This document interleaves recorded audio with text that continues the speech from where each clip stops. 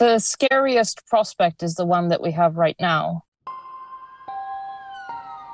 where he is indefinitely imprisoned, where his health is deteriorating, where he is risking imminent extradition, really, because he's just one step away from extradition. This just has to stop. Right now, he's in a very precarious situation where his health is in decline, and that in itself is perhaps the greatest risk. I see Julian once or twice a week, and those visits are incredibly important. Every other prisoner who has a visit that day, about 40 of them, is in the same hall, meeting with their families. We're all each sitting at our tables. And I can hug him, and I can hold his hand across the table. He's an incredible person. I can't imagine what he's been going through. Shock. Julian had been in a high-security prison for almost 5 years. I tried to keep him connected to the day-to-day. I tried to keep him connected to the reality outside, because if it becomes too much about those prison walls, then it's easy to get lost. I describe small things to make him imagine what it's like outside the prison. And I describe what I see if I'm walking in a park when he calls. He speaks to the kids every day. They tell him what's happened at school and so on. It's before our eyes a slow-motion murder of a person morally and physically. When you keep a person in those conditions, of course, they will deteriorate. And I'm extremely worried about him, and he's already had health episodes. He had a minor stroke in October 2022. He just should not be suffering like this.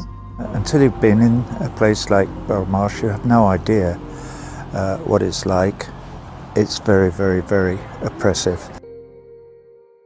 The security checks to go in are extremely stringent. I mean, everyone has to go through it, including our two children who are 5 and 6 years old. They pat you down. They look behind your ears. They look in your hair. You open your mouth. They look under your tongue. And then you go through another airlock. And then another airlock. And then there's a dog search. It jumps up on you, it smells you. You have to stay still. The children have to stay still.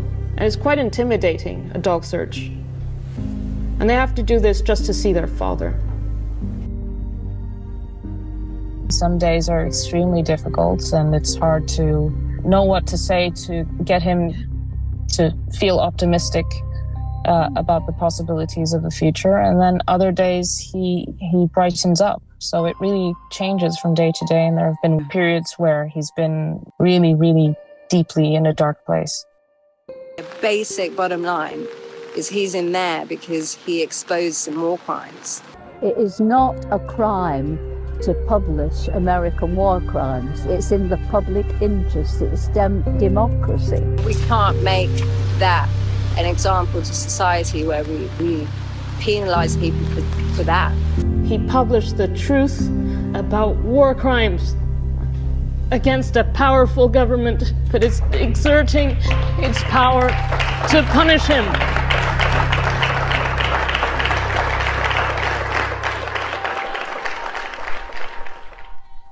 I tell them that Julian should never have gone to prison in the first place, that he never did anything bad, that he's there because bad people put him there, because he made them very angry for exposing the bad things they did.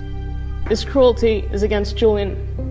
It's also against us as a family, against my children, but also against all of you. He's 52 now. I mean, he's been in a prison cell for 5 years. Going to see him inside Belmarsh, it's really heartbreaking, to see him in the sort of physical decline over these many, many years of detention. But he's still got a fighting spirit. He's hanging in there. I know it's difficult to concentrate on these matters continuously, year after year after year, as his incarceration continues. But we have to, because it's the only hope for our world. Flags, banners, and street corner meetings. You can't beat them. Thank you everyone for coming here for Julian. He'll be very moved to know that so many people showed up today. Please keep on showing up. Be there for Julian and for us until Julian is free. Free Julian Assange!